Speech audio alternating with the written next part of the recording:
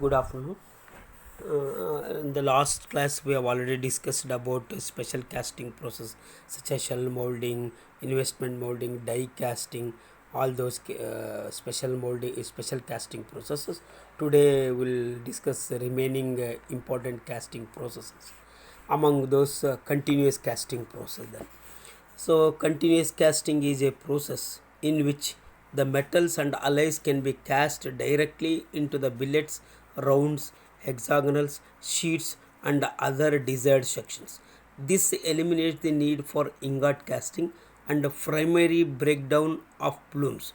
The process involves continuously pouring molten metal into a continuously cooled copper mold or a graphite mold and passing it through the system of water and air cooling. The different methods of continuous castings are Azarco process, reciprocating mold process, Williams process, Alco direct chill process, Hazlitt process. But Azarco and Hazlitt process are commonly employed for production of continuous castings. However, then Hazlitt it is only for non-ferrous metals and alloys, but Azarco can be used for ferrous and non-ferrous metals and alloys. Then. So the figure shows the Azarco continuous casting process. So it is based on the principle. Thus, the molten metal from the ladle is poured into a vessel called a tundish. It is clearly shown in the named as one. Then, which allows controlled flow of metal. From tundish, the metal flows into the bottomless graphite mold or copper cooled mold named as two. Then. So at the start, then a false mold closes the mold. Then at the bottom of the copper cooled or graphite mold they have provided. Then when the metal solidifies sufficiently in the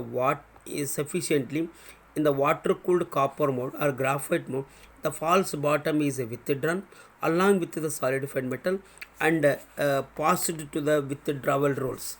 It is shown at the bottom of the dotted section represents a rolls. Then. So the withdrawal rolls continuously draw the solidified metal. As the molten metal solidifies in the copper cooled or graphite mold with the help of bending rolls, the solidified metal is made to run in a horizontal direction. Means so how long you want to produce the casting can be produced to the desired length. Therefore, bending rolls they have provided to bend the solidified metal into the horizontal direction. Then straighten rolls by using straightening the rod. Then so desired sections can be obtained continuously by passing the solidified metal through the suitable roller. Then.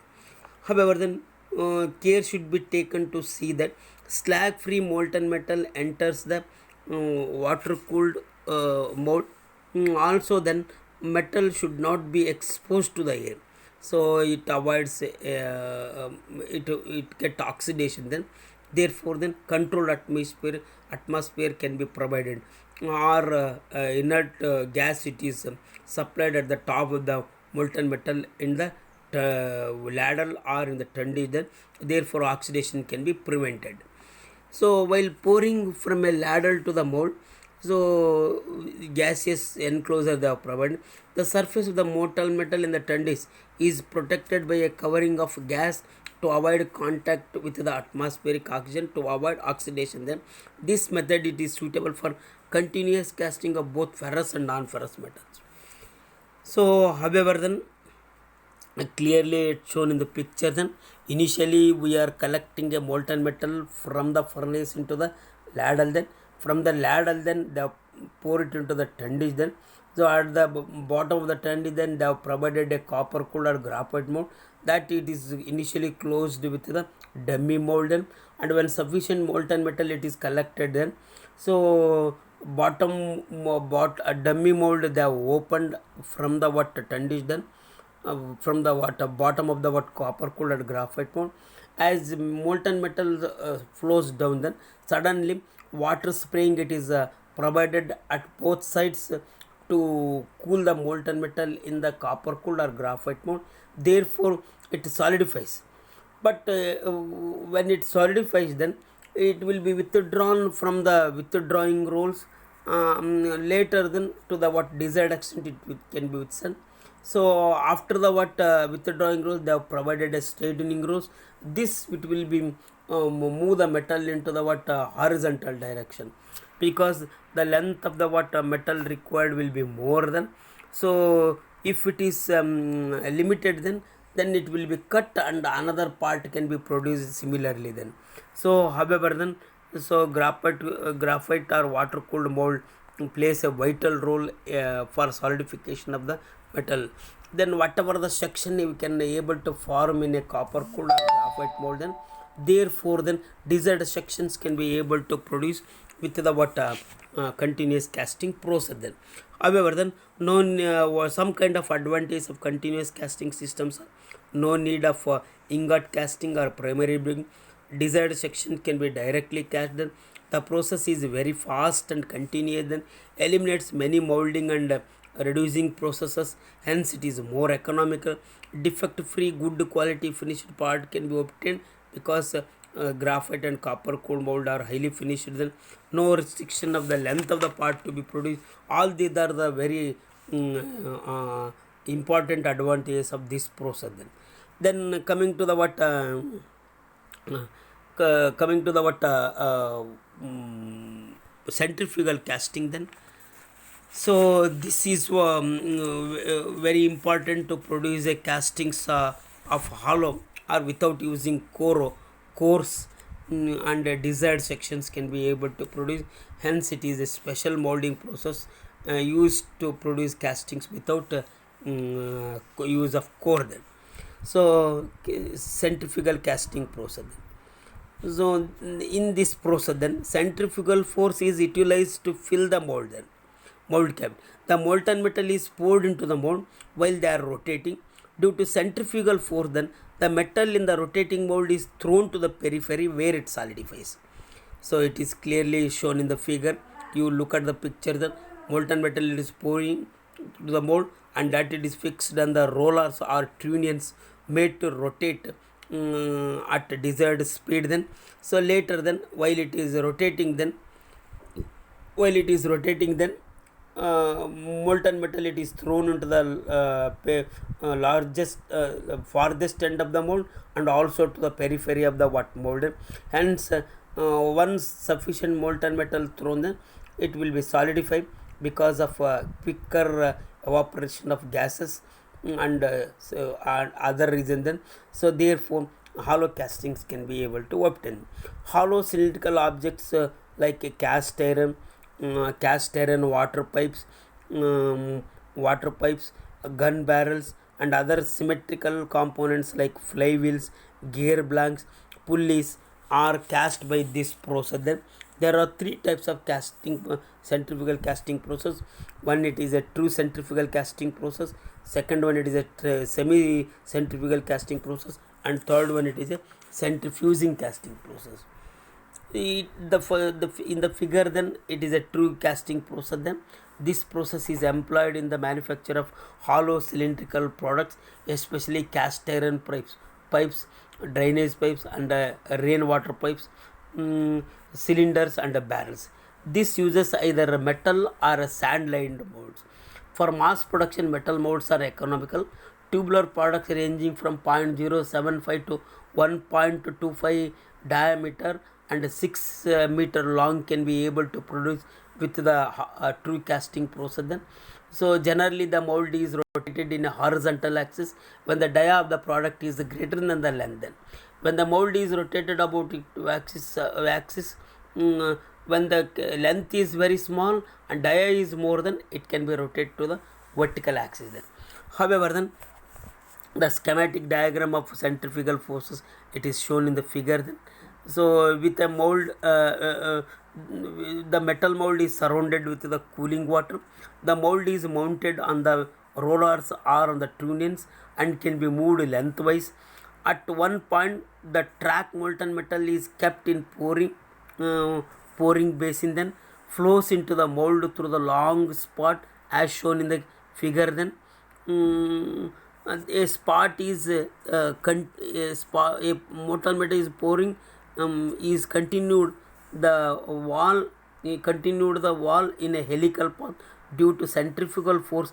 The metal adheres to the mold wall and solidifies there. Then finally the solidified metal pipe is extracted and allowed to cool. Then so therefore centrifugal process with this with the use of a sand line mold also can be used. Then the molten metal is fed into the mold cavity from a pouring basin at one end with a short spot. The mold is rotated at high speed. Then normally by controlling some of the parameters: pouring time, pouring temperature, solidification rate, and type of metal or alloy, rotational speed of the mold, all these centrifugal force. If you control all these parameters, then you can able to obtain a desired quality casting. Then normally centrifugal force of about 50 to 100 z can be used. Then and mold can be rotated at about 300 to 500 revolutions per minute. Then with this parameter, then we can able to obtain a defect free castings from the true centrifugal casting process. Then coming to the what semi centrifugal casting process. Then so this is a another what special casting process. Without using core, you can able to this what arrangement of this semi centrifugal casting process, it is shown in the figure. Then this is employed in the production of shapes which are symmetrical about the central axis, like wheels and gear blocks. The mold cavity is prepared in usual manner using foundry sands and core. Then the mold box is rotated in a vertical axis and the molten metal it is poured at the hub cavity. Due to the centrifugal force, the metal enters in the rim cavity through the spoke cavity. A core can be used to obtain a central hole. However, since there is always a danger of molten metal being forced out through the parting line of the mold, the mold is rotated at lower speeds as compared to true casting process, less than 50 revolutions per minute. Therefore, while it is rotating, because of the centrifugal force, the molten metal it will be enter into the complex area of the mold and get to solidify then. So it is makes use of a core if you need a highly intricate shape to be produced then. However, then so this is of what semi centrifugal casting. Then centrifuging casting process, it is somewhat different from the semi centrifugal casting process. It is exactly similar to the semi centrifugal casting process, but the casting is not necessarily symmetric in shape and its center is not the center of the rotation. This is suitable to produce dense casting in intricate shapes. Here there in this process, then a number of molds are placed around the central pouring basin, to which they connected to the horizontal runner. The assembly is rotated at high speeds and the poured molten metal fills mold and finds its way to fill the cavities due to centrifugal force. Then so it is also a special molding process. In semi centrifugals, only one part we are producing.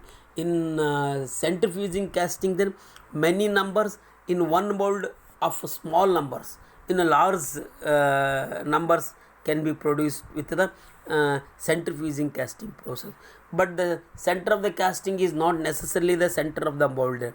However, the number of molds are produced in the as usual manner. Shells they produce by using a ceramic coating, then and those cells they are arranged in a mold and that connects the runner, then and through which they are pouring and made to rotate at a very lower speed. Then so while rotating due to centrifugal force, the molten metal fills in the mold cavity and fills into that.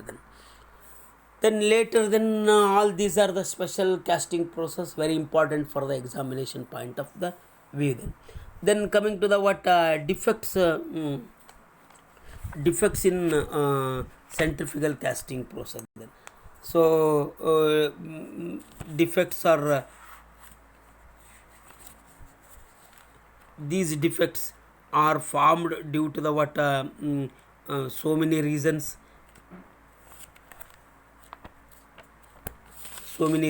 in a casting process. Then however, then So these what defects can be produced because of so many reasons then. So normally these defects, casting defects and the remedies are very important for the examination point of view then. So in casting processes, defects may be arise because of many other reasons then. These defects arise from faults in various techniques, which can be classified under the following heading then: due to bad melting practice, due to bad pouring practice, due to bad molding molding practice, also due to poor pattern design, and due to incorrect metal composition, and mold sands and core sands of poor conditions. Bad design of gates and risers also produces various defects on the solidified casting. Generally occurring defects in castings because of the above reasons are blowhole, pinhole, shrinkage, cavity or piping, then dirt and inclusion, then core rise, core shift, pins, metal penetration and fusion, core and mold drops, then hot tears, then scab, then drop, then cold shut and mission, cold cracks, and other various defects can also be formed on the solidified casting then. However then, pinholes and blowholes, these are very small gas holes of dia less than 3 mm existing in the subsurface of the casting. These are formed when uh, gases and steam cannot be escaped during pouring then. These cause moisture in the mold then. So improperly baked cores and lesser cores per mold also causes this then. The defect can be eliminated by using properly dried and baked molds and core then. Therefore you can eliminate blowholes. And pinholes, these are also holes of dia less than 2 mm visible on the casting surface. These are formed due to hydrogen or carbon dioxide when the moisture content of sand is high and when steel is not sufficiently degasified. This defect can be remedied by good melting practice, reducing moisture content and increasing mold permeability. So shrinkage, this is a void caused due to volume contraction of metal while solidifying. This can be remedied by proper risering and gating and mold design. Use of chills and padding to promote direction solidification can compensate a solidification shrinkage. Dirt and inclusion then, so it is a inclusion of slag or sand particles in the casting then. This is used by the presence of loose sand or due to mold erosion or due to bad pouring practice. The defect can be eliminated by using properly finished baked molds and cores and with clean pouring and bottom pouring practice. Then coming to the core rise, then sometimes the core may be raised or float in the molten metal due to the buoyant force of the metal. So this happens when core is weak and not supported with the chaplets. Therefore, good core print and providing chaplets can be avoided. Core shift, this is the misalignment of cores under molten metal pressure. Then this occurs when the core is held loosely or improperly in position. This can be overcome by setting the core properly in a mold in the core pins. Then pins, when cores or molds are cracked due to improper drying or due to poor strength, and molten metal enters in these cracks, which looks like a pin on solidification, can be eliminated by using high strength cores and mold. So metal penetration and fusion, then this occurs when molten metal penetrates the core and mold surfaces and fuses with their surfaces. So this is due to the low refractiveness of the molding sand or core sand. This defect can be overcome by use of high refractory sand or by refractory coating on molds and core. Then Mold and core drop, then this is the erosion or collapse of the mold. This occurs due to low strength cores and mold. Then this can be eliminated using good binders and impart strength into the sands. Hot tear, then these are the internal or external cracks formed in the casting by contraction stresses just at the end of the solidification. While the metal is still relatively weak, that is soft or tender, they may also result due to faulty design or pattern. Then, however, then these hot tears are the small cracks. Then those can be eliminated by designing a gating elements or pattern design, and even then contraction stresses can be by minimizing these stresses. Then scabs, when metal is improperly poured, some metal may flash against the side wall of the mold and solidifies quickly. Such metal surfaces get oxidized and cause defects in solidifying casting. This can be eliminated by pour by proper pouring and bottom pouring practice. Drops, then, so these when upper surface of the mold cracks and sand particles fall into the molten metal, this defect occurs, means some projections of the mold get it dropped by contact with the molten metal. This is due to the low strength of the mold. This can be minimized by using high strength molds. Then cold sets and misram, it is a defect in which discontinuity is formed in casting due to imperfect fusion of two stream of metal in the mold. This appears like a seam or a crack that can be used by properly used pouring stations in a gating design. Then, and misrain occurs when molten metal does not fill the cavity properly. This can be minimized by the use of proper pouring temperature, free heating of molds, and other sections. Then coming to the cold crack, then these are similar to hot tears but are less ragged than and occur at a lower temperature during the solid metal contraction. Then this can be eliminated by improving the mold collapsibility. All these are the important defect then that can be used for what avoiding defects bound to occur on the surface of the metal. Then coming to the what some of the what casting cleaning and inspection principle. Then so those are very important after the casting solidifies. So those can be used for finishing casting. Then normally after solidification of the casting taken out from the mold, it is attached with the gating riser, gating risering sands, projections, unwanted pins, blocks, and adhere to the casting. The process of cleaning and finishing of casting, it is exactly termed as a petling.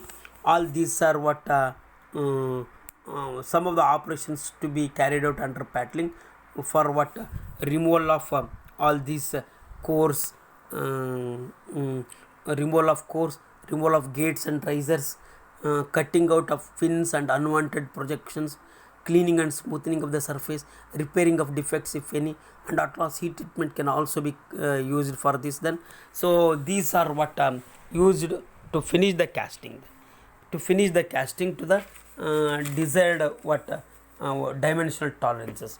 Once it is finished to the desired dimensional tolerances, so then it can be you will send it to the customer. Then so however, then removal of core, then by wrapping or knocking with the iron bar, those can be removed from the solidified casting. Then removal of gates and riser, then so these can be cut by the gas flames or flame cutting, or by knocking, or by sprue cutters, or by using abrasive cut off machines, all can be used. Then removal of pins and unwanted projections, then so chipping with the hand or pneumatic tools, gauzing and flame cutting can be used. Then use of various grinding wheels, small either grinding will and big or swing frame grinders can use then, or by sawing can be used for this. And cleaning then, tumbling process means castings are loaded in a horizontal banner mounted on the trunnion, then added with the star, then while rotating due to friction casting surfaces finish up. Or by hydroblasting means high pressure, high velocity water with some of the abrasives are blasted over the casting at high pressure, normally 85% water or 15% sand or abrasives then. So normally about 600 meters per minute velocity can be used for hydroblasting, then it is used for non-ferrous casting. Ferrous casting get tend to what corrode, then normally they won't prefer them. They prefer sand blasting and shot blasting. These are the huge machines throwing steel shots at a very high pressure and at high velocity, hence castings surface gets clean up then. Gauzing and other cleaning process are using them. And at last repairing and cleaning them. If casting found with the defect, then if it is able to what repair, it can be repaired by welding or other mean, then otherwise it can be break it and send it for the what melting for next cycle. So these are what some of the what cleaning and finishing operations used after the what casting solidifies then. So thank you then. These are the very important aspects related to the what casting technique, defects and what finishing and cleaning operations are very important for the examination point of view. Thank you once again.